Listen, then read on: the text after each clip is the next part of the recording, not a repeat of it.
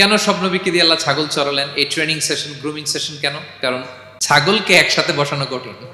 ছাগল একটু কি বলবো, একটু টেরা টাইপের প্রাণী, কথা শুনতে চায় না। ধরেন যে সারা সপ্তাহ আপনি খুব ব্যস্ত, একদিন সুযোগ পাইছেন সপ্তাহে যে আজকে আমি ফ্রি আছি, যাই পুকুরে যে আমিও গোসল করি, ছাগলটারও গোসল করাই।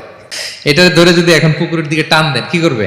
পা দুইটা এমন শক্ত করে মাটিতে ধরে রাখবে, আপনি যত টানবেন ওর ঘাড়ের চামড়া ছিঁড়ে যাচ্ছে, তারপরেও আসে না। এরপর ছাগলগুলোর একসাথে রাখা কঠিন। এদেরকে যদি কেউ একত্রিত করতে পারে, তাহলে এই জাতিকে, মানব জাতিকে একত্রিত করা তার জন্য একেবারে সহজ। এবং যারা মরুভূমিতে ছাগল চড়ায়, যে শেফার্ড গুলো, যেই রাখালগুলো, তাদের অনেক শক্তিশালী হইতে হয়। গায়ে শক্তি না থাকলে ছাগল চড়ানো যায় না, কিন্তু লাঠি নিয়ে হই হই করে পিছনে দৌড়াইতে হয়। নেকড়ের ছোবল থেকে ছাগলগুলোকে রক্ষা করতে হয়, বাঘ, নেকড়ে এগুলো থেকে বাঁচাইতে হয়।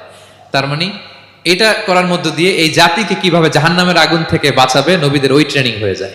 সুবহানাল্লাহ।